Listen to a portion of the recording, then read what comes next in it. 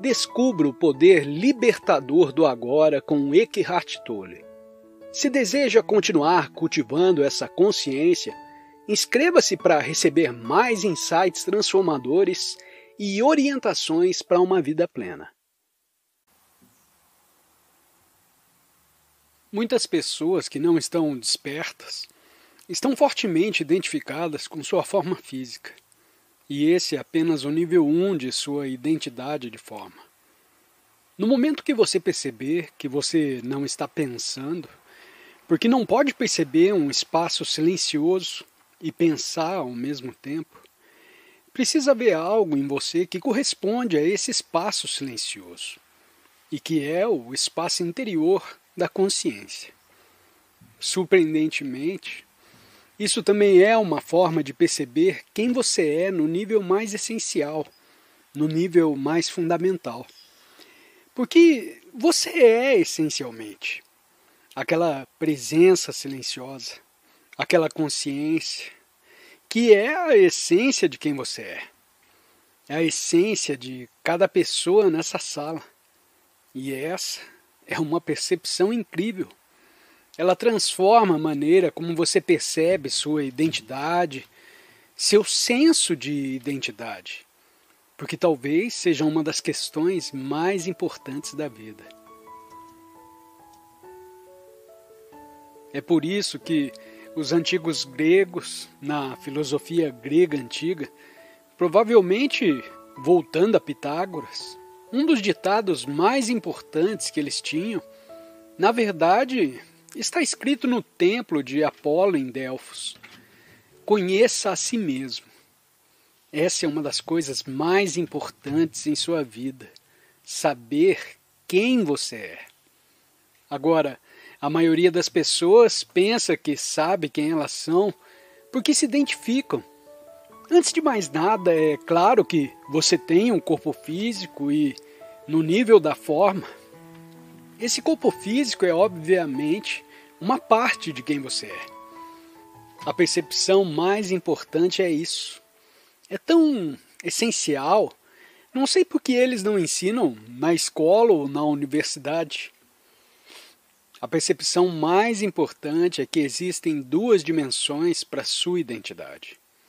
Enquanto a maioria dos humanos no planeta, que são todos aqueles que não são ainda despertos, só se conhece através de uma identidade, de uma dimensão, e essa é a dimensão da identidade da forma. A identidade da forma começa com a forma física, e essa é a primeira coisa que você nota quando conhece alguém. Um homem ou mulher, como um corpo e uma aparência externa. E essa é a primeira coisa que você nota em si mesmo. Muitas pessoas que não estão despertas são fortemente identificadas com sua forma física. E esse é apenas o nível 1 de sua identidade. De forma positiva, algumas pessoas estão orgulhosas de seu corpo e aparência. Olham para si mesmas e se comparam mentalmente com outros corpos que não são tão bonitos ou fortes, ou o que quer que seja. E estão fortemente identificadas com o corpo e a aparência. Tudo isso pode ser identificado negativamente como estar muito infeliz com a aparência do corpo. Isso é amplificado nos dias de hoje, através da tecnologia que os humanos desenvolveram. Selfies são muito populares nos dias de hoje e geralmente mostram aspectos do seu corpo ou aparência. Então você os envia para o maior número possível de pessoas. E então todos os seus amigos, incluindo centenas de pessoas que você nunca conheceu, olham para o seu corpo ou aparência externa e se sentem mal porque você parece tão feliz, o que os deixa ainda mais infelizes do que já estavam. Para compensar isso, eles também pegam o telefone e tiram uma selfie para se sentirem bem.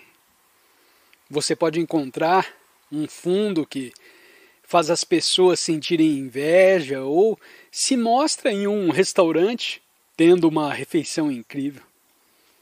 Essas coisas podem mantê-los ocupados e relativamente felizes nessa dimensão.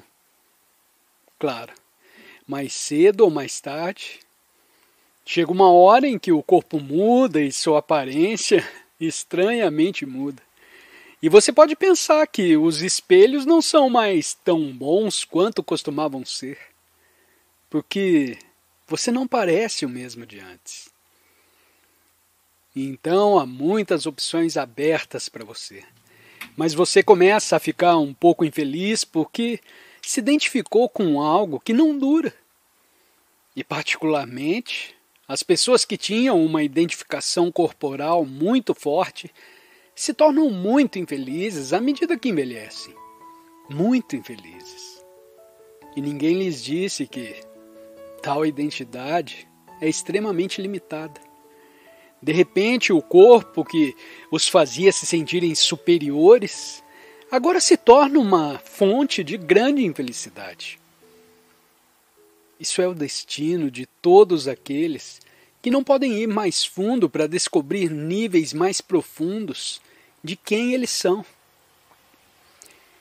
Então, nunca fui tentado a me identificar, mesmo quando era jovem, com o meu corpo, porque não era particularmente forte ou bonito.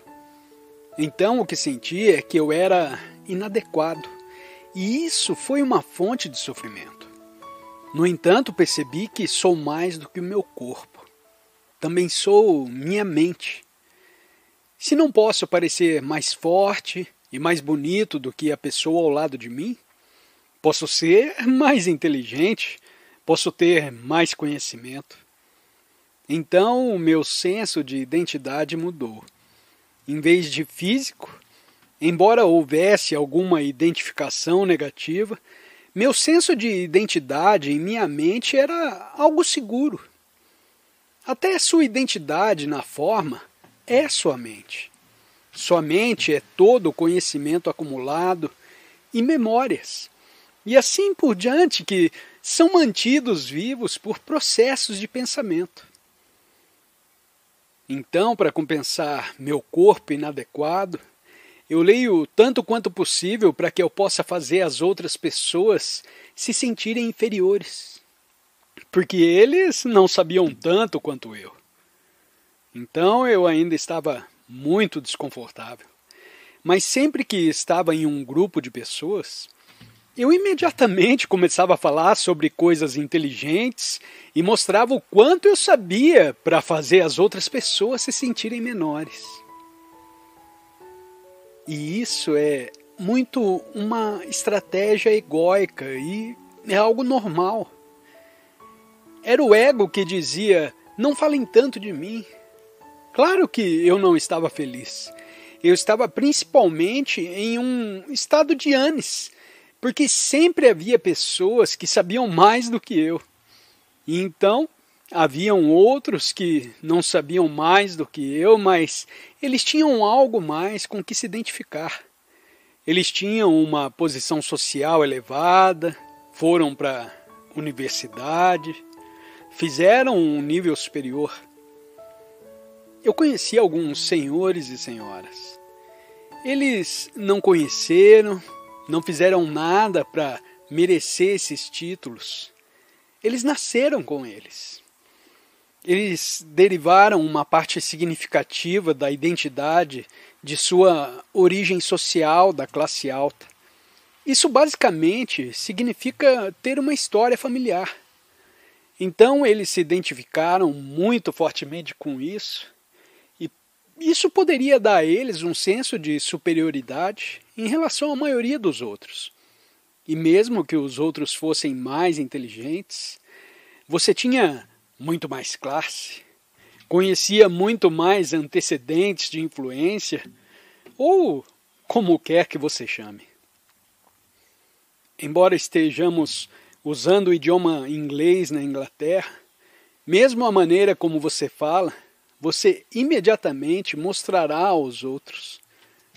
Bem, talvez um pouco menos hoje em dia. Mas quando eu era jovem e morava na Inglaterra, no momento em que você abria a boca, as pessoas o julgavam sobre sua classe social. Você era classe trabalhadora, classe média alta, ou, quando muitos, é claro, fingiam tentar parecer uma classe muito alta, e é de uma forma exagerada, é algo muito embaraçoso. Mas eles acharam que funcionou. As pessoas estão procurando por uma identidade, e o senso de identidade nunca é satisfatório. Elas estão sempre procurando por mais. Elas estão procurando por algo para fortalecer seu senso de identidade, fortalecer seu senso de quem elas são. E o ego basicamente é isso. É exatamente isso que o ego é e é isso que ele quer.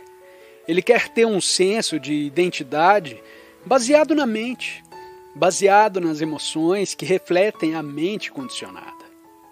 Quando se fala de um grande ego, esse ego são pessoas que são muito destacadas na vida. Elas têm um ego enorme, pensam que são as maiores e as mais maravilhosas e superiores a todo mundo. Isso pode ser um aspecto do ego. Há também um outro tipo de ego. Se você não tem material suficiente para se identificar, se você não tem maneiras de não ter mais conhecimento do que a maioria das pessoas, se você não tem um ótimo corpo ou aparência, se você não tem histórico de classe social, se você não tem posses, o que você faz então? Com o que você se identifica? Então, ó meu Deus, quem sou eu? Então o ego será muito inteligentemente salvo para uma espécie de identidade de vítima. Eu sou então tratado tão injustamente em minha vida. Meus pais começaram quando eu nasci. Esses meus ancestrais terríveis. Na vida eu sempre estive em desvantagem. Sempre fui uma vítima. Ou você, pessoalmente, você pode se identificar com todo o grupo social e dizer que sempre fomos vítimas. E ainda somos. Grandes equipes, não é? É claro que as pessoas têm isso. Existem indivíduos que nasceram em circunstâncias muito terríveis.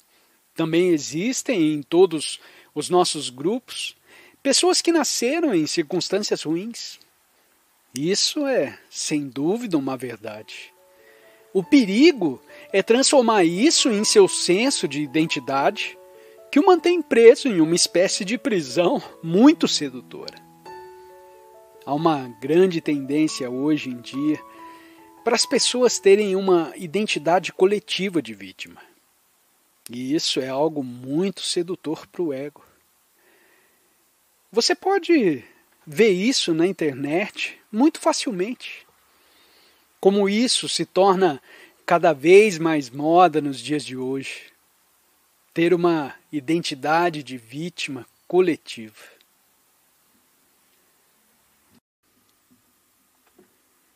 A essência da meditação é a quietude. Toda técnica de meditação é projetada para levá-lo à quietude. Assim, pode-se dizer que qualquer técnica que você use não é a meditação. Todas essas técnicas podem ser úteis. A verdadeira meditação, claro, é a quietude. Então não precisamos mais chamá-la de meditação, porque estar ciente da quietude é o surgimento do seu estado natural. Poderíamos chamar isso de seu estado natural de conexão. Nos conectando com algo mais profundo do que a pessoa que você também é. Você é uma pessoa, mas existe uma profundidade de quem você é, onde a pessoa se funde com algo enorme. Poderíamos chamar isso de inteligência que está subjacente ao universo manifestado. A inteligência que permeia e, ao mesmo tempo, está além do universo manifesto. E você, como pessoa, é um aspecto do universo manifestado. Você é o universo se manifestando por um momento muito fugaz como pessoa. Mas há mais em você do que a pessoa passageira. A pessoa fugaz existe no tempo, e mesmo se você chegar a 100 anos ou além, ainda é passageiro. Então a pessoa existe no tempo, e a profundidade de quem você é está fora do tempo. Por favor, enquanto você senta aqui e ouve, fique alerta e tome consciência, especialmente dos espaços entre as palavras, ou melhor dizendo, desse espaço. Vamos chamá-lo de quietude por um momento. Torne-se consciente da quietude entre as palavras e perceba que no momento em que você se torna consciente da quietude entre as palavras e também da quietude por trás das palavras, você ficou tranquilo por dentro. Isso significa que você não está pensando, mas está totalmente consciente e alerta. Imediatamente você está conectado com algo profundo e vasto. Embora do ponto de vista da pessoa que pensa, possa parecer como se você tivesse se tornado nada. Quando você olha nos meus olhos enquanto estou falando, não estou pensando nas palavras. Elas simplesmente vêm. Não estou pensando nelas antes ou depois de pronunciá-las. Assim, quando você olha nos meus olhos, não está olhando para uma pessoa. Você está olhando para algo mais profundo do que a pessoa, que é a consciência. Claro, você não pode olhar diretamente para a consciência, mas pode se conectar com ela. Mesmo que, na realidade superficial, pareça que você está se conectando com alguém lá fora. Você está realmente se conectando com uma dimensão mais profunda dentro de você. E é isso que chamamos de quietude. Para outra pessoa que não está conectada com a dimensão da quietude, pode ser difícil perceber o quão importante é. Na verdade, é mais provável que a pessoa seja desinteressada ou até mesmo tenha medo dela. Se me perguntar qual é a coisa mais importante na minha vida, qual é a conquista mais significativa, eu diria que é a capacidade de ficar quieto. Ficar quieto é, como menciono no livro chamado Quietude, a única maneira de ser verdadeiramente você mesmo. Na vida diária, é crucial ser capaz de voltar constantemente à quietude, enquanto realiza suas atividades diárias e pensa. Use sua mente, mas não pense continuadamente, não sendo arrastado por um fluxo incessante de pensamentos, até adormecer profundamente, muitas vezes com sonhos inquietos. Felizmente você está entrando em um sono, em sonhos por um tempo quando fica quieto, fundindo-se com algo vasto. No entanto, ao acordar de manhã, você rapidamente perde o controle novamente e a mente se liga novamente. Vivemos nessa era dos gadgets digitais, onde se tornou ainda mais importante do que era antes cultivar, por assim dizer, a capacidade de ficar quieto. Os smartphones, jogos e computadores que temos nos bombardeiam continuamente, estimulando incessantemente a mente pensante, que salta de uma coisa para outra.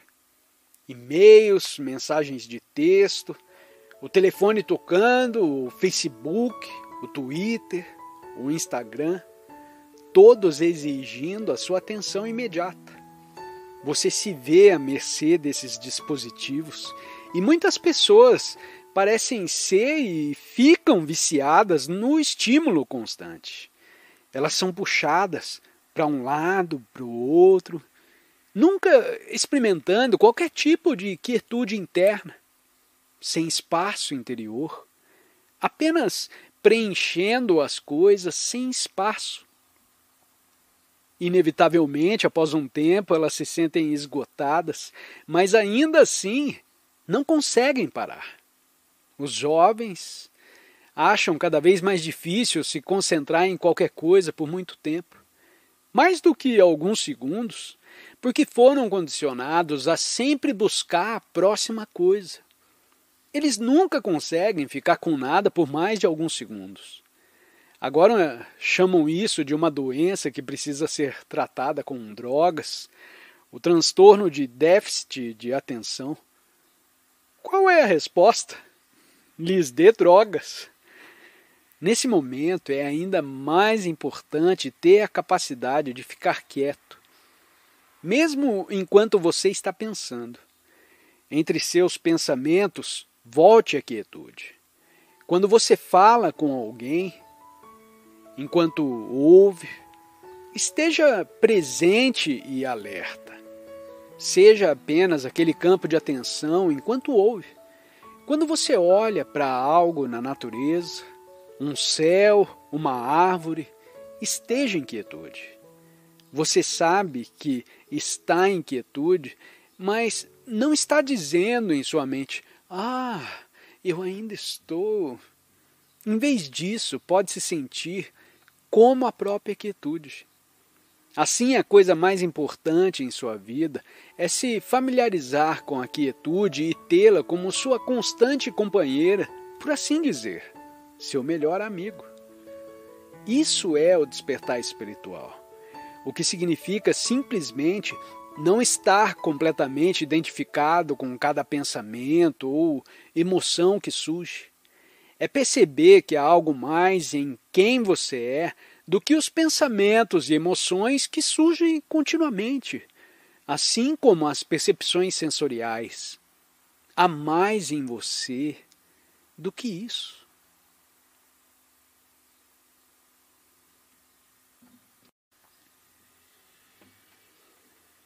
Isso significa também que há mais em quem você é do que você colocou entre aspas como sua vida. Há mais em quem você é do que o que você convencionalmente considera ser a minha vida. Sua situação de vida, o que está acontecendo em sua vida, seus relacionamentos, seu trabalho, onde você mora, suas finanças, sua saúde. Essas coisas compõem a sua vida. Elas são a vida da pessoa, mas são completamente insignificantes. Isso não quer dizer que não tenham importância. Como eu já disse em algum lugar antes, claro que importa se você é financeiramente pobre ou vive em abundância. Faz diferença. E a maioria das pessoas provavelmente escolheria a abundância. Exceto pelos ardentes buscadores espirituais que acreditam que, ao escolher a pobreza, podem descobrir, encontrar Deus ou tornar-se espiritualmente despertos. Claro, se não houver garantia de que escolher a pobreza os despertará espiritualmente, na maioria dos casos não o faz. Para aqueles que a praticam, a verdadeira pobreza não deve ser identificada com nada no mundo da forma. Não se deve derivar o senso de identidade apenas das coisas que possui, mas também não de qualquer autoimagem em sua mente. É possível possuir apenas uma tanga e uma tigela de mendicância e ainda assim estar identificado com uma imagem em sua mente de quem você é. Um ser espiritual altamente avançado, infinitamente superior a todas essas pessoas tolas que ainda estão identificadas com posses e outras coisas. No momento em que isso acontece, você não é verdadeiramente pobre. Ainda é rico em identificação com quem você é. O que é mais pesado do que qualquer posse externa e imagem mental de quem você é, especialmente se a imagem for espiritualmente altamente avançada. Torna-se mais um obstáculo do que um exemplo de posses externas. É por isso que Jesus disse que o pobre de espírito é abençoado. Isso é, o que ele realmente quis dizer, e alguém escreveu corretamente muitas coisas que não foram entendidas corretamente. Acho que algumas pessoas tomaram nota quando ele ensinou: bem-aventurados são os pobres de espírito, o que significa internamente pobres, sem identificação com nada. Então, importa se você é rico ou pobre, saudável ou não saudável, tem um bom emprego ou uma boa família harmoniosa, ou vive em um lugar agradável. No entanto, todas essas coisas são muito instáveis. Quase nunca há um tempo, e se houver, é muito curto, quando todos os fatores que compõem sua situação de vida estão funcionando perfeitamente. Saúde, finanças, situação de trabalho, relações familiares, situação de vida. É da natureza da existência fenomenal estar em fluxo contínuo e mudar continuamente. As coisas vêm, vão e desaparecem. Elas podem te satisfazer por um tempo e depois não o satisfazem. Fazem você feliz por um tempo e depois o deixam infeliz, porque perdem a capacidade de fazê-lo feliz ou desaparecem. Assim, há algo muito mais importante do que qualquer coisa em sua situação de vida, e essa é a capacidade de ficar quieto. Isso mostra que há uma profundidade em quem você é, uma presença que lhe revela, sem dúvida, que tudo o que acontece em sua vida, a situação lá fora, é de importância secundária.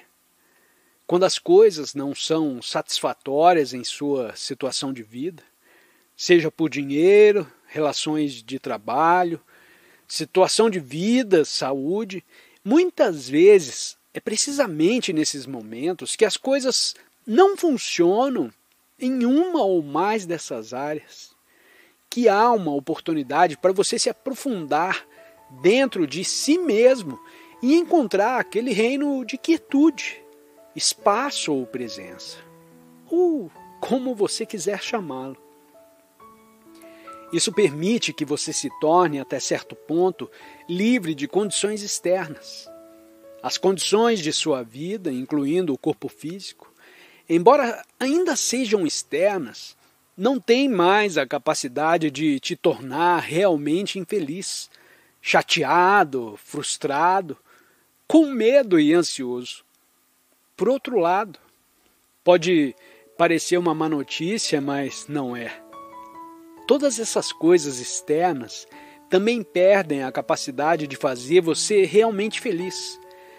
Você ainda pode se sentir entusiasmado e aproveitar a vida tremendamente, seja o que for que a vida lhe dê no mundo da forma.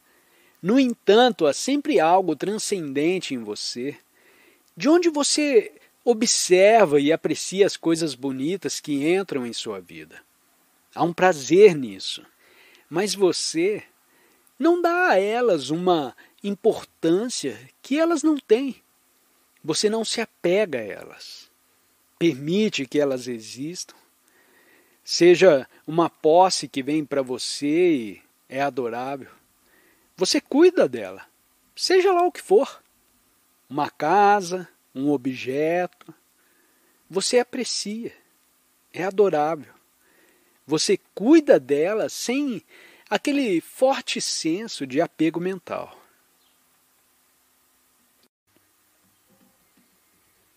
A essência disso é entrar no estado de presença. Não são as palavras, mas a quietude que pode ser útil. É por isso que estamos fazendo isso. Olhar para mim ou para minha imagem na tela, porque eu não estou pensando, exceto no momento em que falo. De alguma forma, Não sei como esse estado de pura consciência ou presença se transmite. Se você estiver aberto a olhar isso, ao olhar para alguém ou ao estar com alguém nesse estado de presença, é mais fácil para você também estar no presente. No entanto, quando você está com alguém imerso em atividade mental e identificado com o pensamento, torna-se mais desafiador permanecer presente, embora ainda seja possível. O perigo é ser puxado pela mesma frequência vibracional da identificação com o pensamento e perder-se nele. É incrível que tal estado de consciência, que chamamos de presença, não seja de conhecimento comum. É a dimensão secreta da consciência, pouco compreendida, apesar de existir nos ensinamentos dos antigos mestres espirituais, muitas vezes mal compreendidos e ausentes na cultura dominante. O que se trata é estar aqui comigo e todos os outros que se juntam a nós. Estamos todos conectados em um nível mais profundo da consciência coletiva. A consciência humana está presente e gostamos de estar conscientes, totalmente despertos, sem precisar pensar em pensamentos conceituais, diálogos internos, monólogos, interpretações e pontos de vista do passado, futuro, arrependimento, ansiedade. Tudo produzido pela identificação inconsciente com o pensamento, frequentemente desnecessário. Se os pensamentos surgirem enquanto estamos sentados aqui juntos, não os siga. Apenas deixe-os se dissolverem. Não os siga com sua atenção, pois cada pensamento quer crescer e pedir atenção. Imagine como uma nuvem no céu azul. Ocasionalmente elas podem surgir, mas o céu azul é a consciência. E as nuvens são os pensamentos. Estou aqui para ajudá-lo a se libertar do pensamento compulsivo e inconsciente, permitindo que você pense de maneira eficaz quando necessário. Em essência, você é o céu, vasto, vazio e espaçoso, observando o movimento das nuvens nessa analogia. Se você tiver tantos pensamentos que possamos comparar a um céu totalmente coberto de nuvens, então você nem saberia do que eu estou falando agora. É preciso haver em você pelo menos uma pequena abertura, um intervalo entre dois pensamentos, uma breve brecha, um pedacinho de céu azul que você percebe enquanto as nuvens se separam por um momento. Ali você sente uma amplitude, uma quietude, e então você consegue compreender do que estou falando. Ao começar a se sentir confortável com isso, você percebe o quão profundamente agradável ou satisfatória é essa dimensão da consciência. Ela não o liberta apenas do pensamento compulsivo, uma aflição terrível, mas também liberta, talvez ainda mais importante, de um senso de identidade criado pela identificação com o pensamento compulsivo. É um senso de identidade derivado do pensamento. Quando você se liberta desse padrão, não precisa mais contar a si mesmo e aos outros quem você é, conectado à história de sua vida.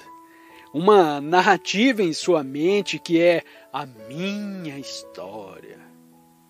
Isso consiste em tudo com o qual você se identifica, seja posses, conquistas, não conquistas, sucessos, fracassos, orgulho ou vergonha. Tudo se resume a formas de pensamento que você confunde com quem você é, inclusive em relação a posses materiais. É claro, a única maneira de experimentar uma posse material ou qualquer coisa no mundo exterior é como uma forma de pensamento, que é traduzida quando suas percepções sensoriais são codificadas em impulsos nervosos e, posteriormente, decodificadas pelo cérebro, resultando em uma forma de pensamento. Por exemplo, ao ver uma casa grande, a percepção visual é transformada em uma formação mental que diz minha casa. Ao se identificar com essa forma de pensamento, você pode temporariamente aumentar a sua noção de quem você é. Existem muitas formas de pensamento com as quais você pode se identificar, positiva ou negativamente. Você pode ter uma forma de pensamento que diz que você não tem casa, carro ou até mesmo uma cama. Isso pode libertar você da autoidentificação com uma certa forma de pensamento que corresponde a coisas físicas, mas não necessariamente da identificação com o pensamento em si. Mesmo transcender a identificação com posses pode levar a uma sutil forma de identidade conceitual. Pode-se acreditar que ao superar posses materiais você se tornou espiritualmente superior aos outros.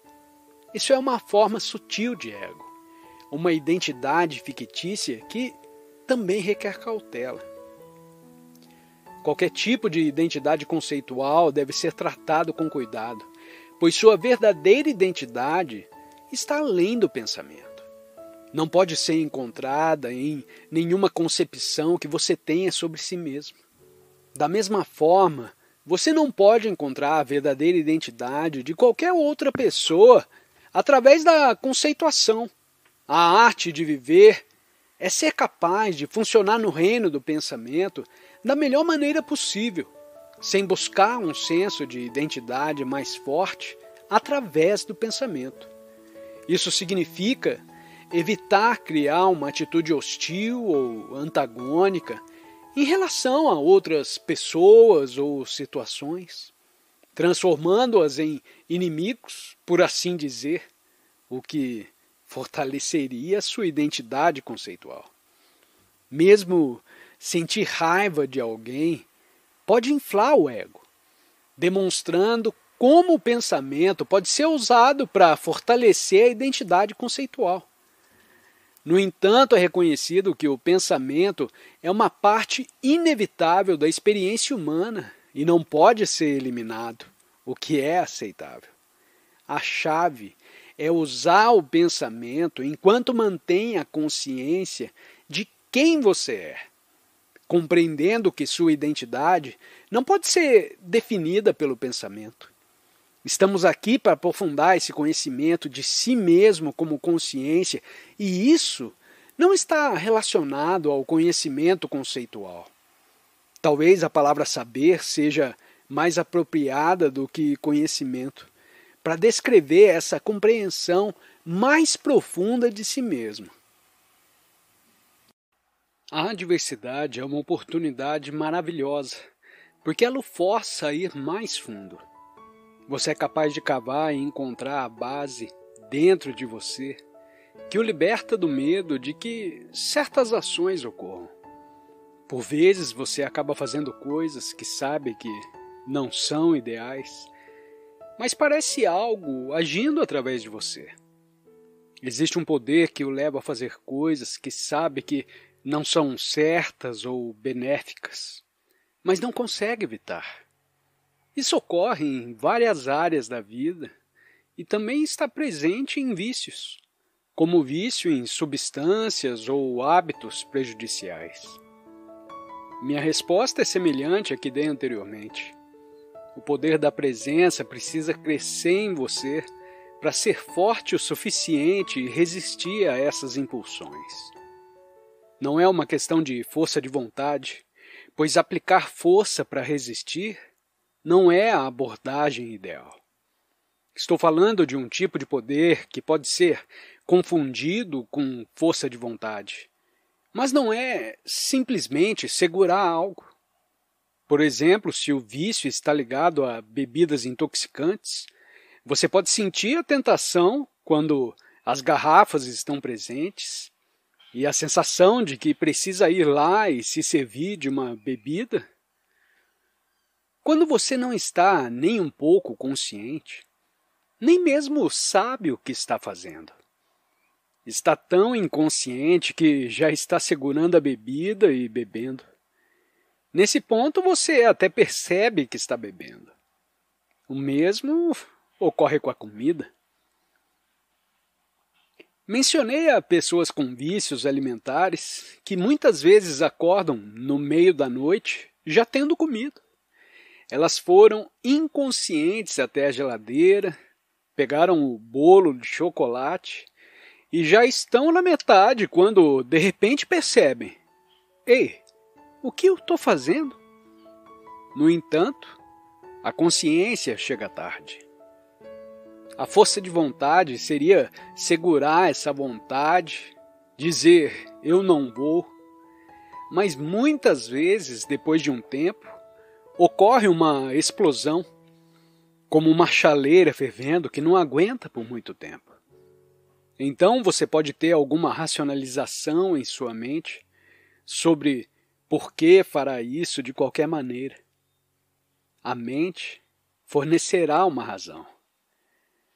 Conversei com um homem viciado em comida, cujo corpo estava prejudicado pela obesidade.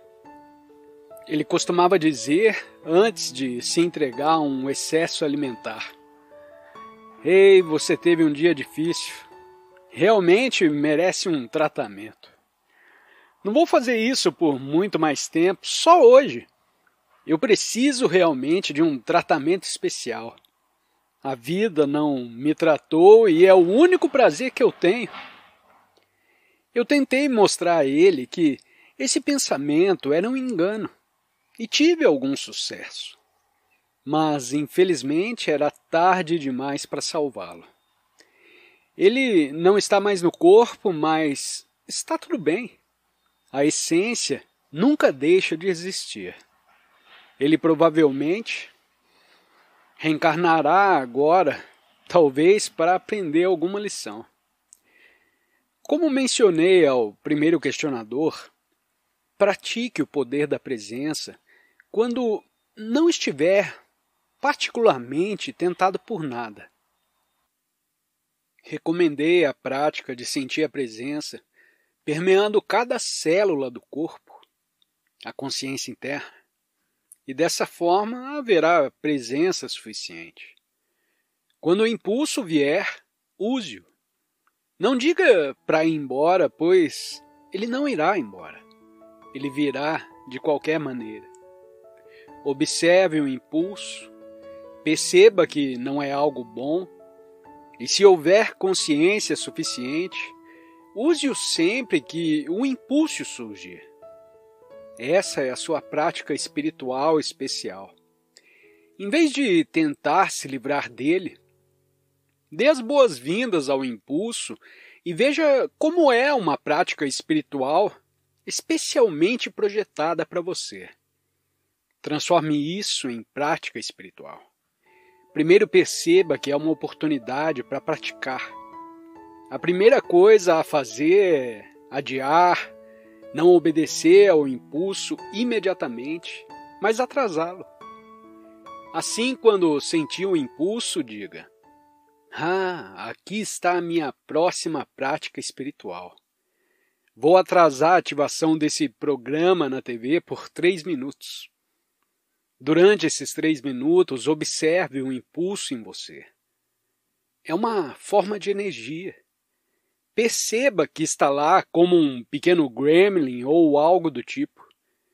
Nesse momento, introduza um intervalo de tempo antes de ceder. O espaço pode ser uma prática útil. Você não está dizendo que não cederá. Em vez disso, nos próximos 3 minutos, vou observar você. E você brilha a luz da consciência sobre esse impulso, que é uma forma de energia.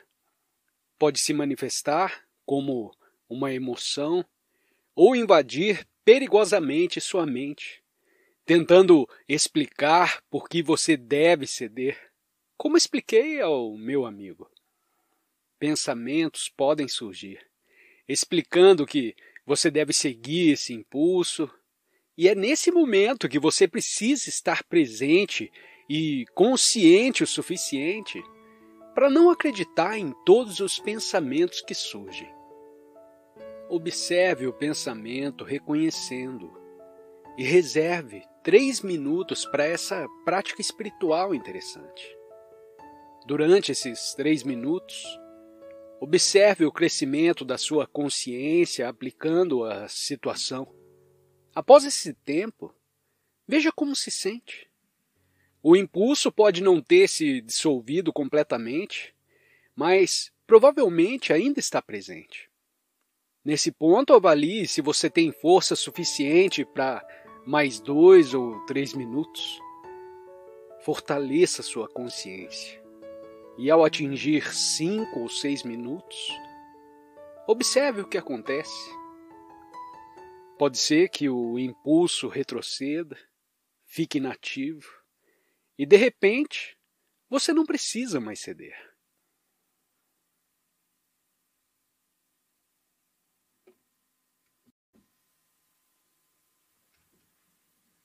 Uma outra possibilidade é que o impulso ainda esteja presente. E após 5 minutos, talvez não haja mais consciência suficiente e você ceda. No entanto, o intervalo de 5 minutos foi crucial. Sempre que algo assim acontecer, introduza um intervalo de tempo em sua prática espiritual.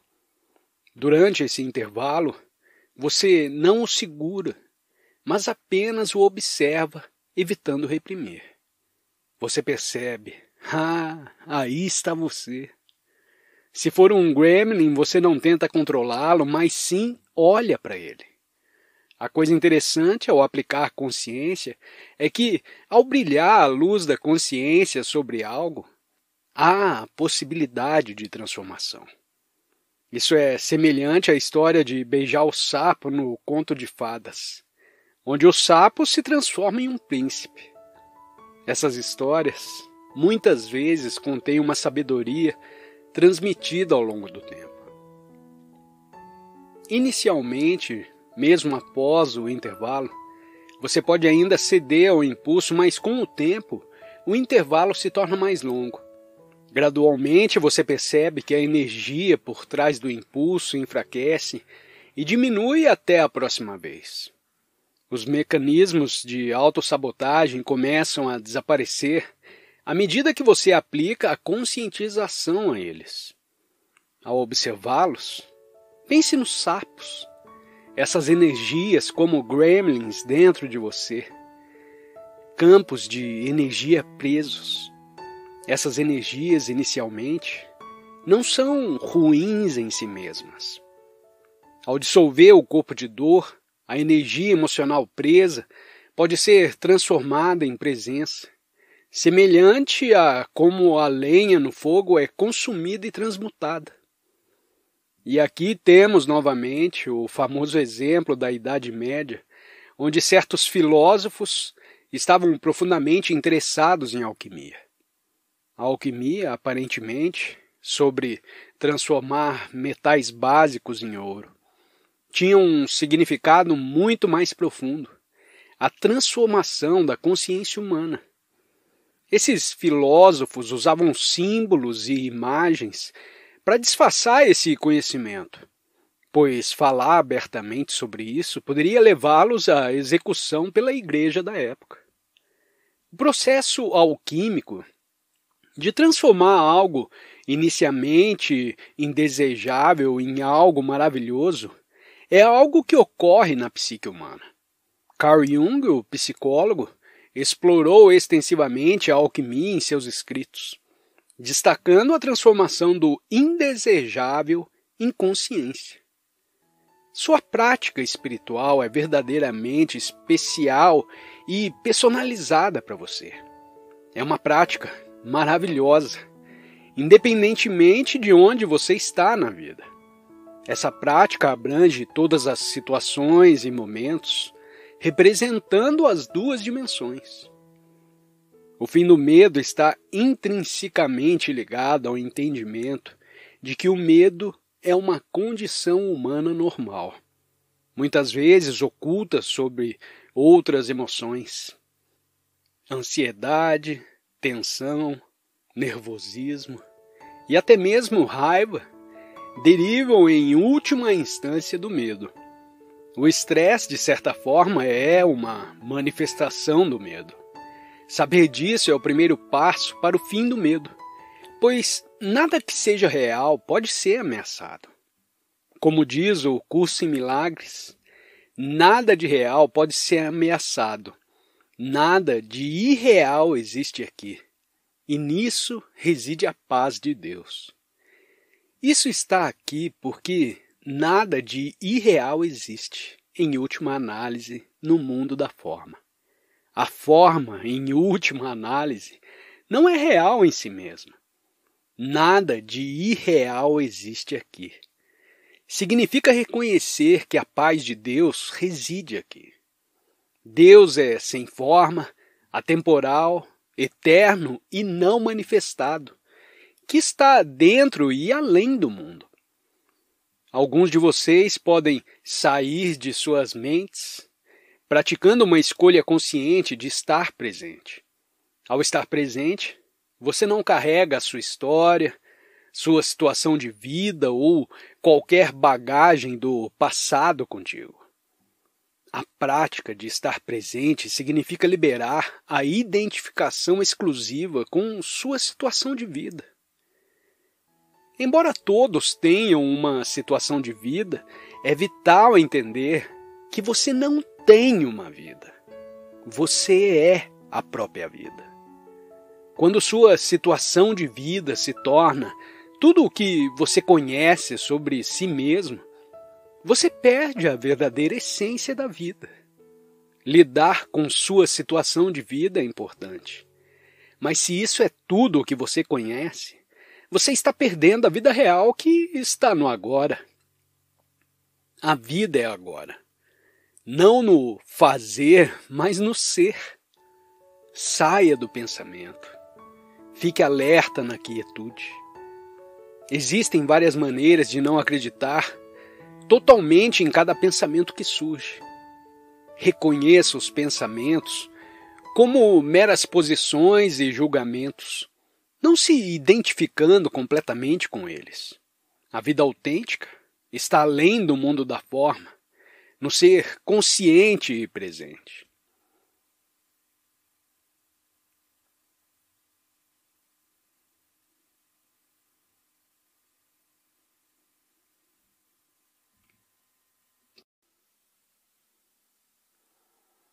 Obrigado por se conectar com essa sabedoria transformadora. Para aprofundar sua experiência, confira os vídeos sugeridos na tela. Se ainda não fez, inscreva-se para mais insights sobre viver no agora. Compartilhe as suas reflexões nos comentários. Sua voz é valiosa para nós.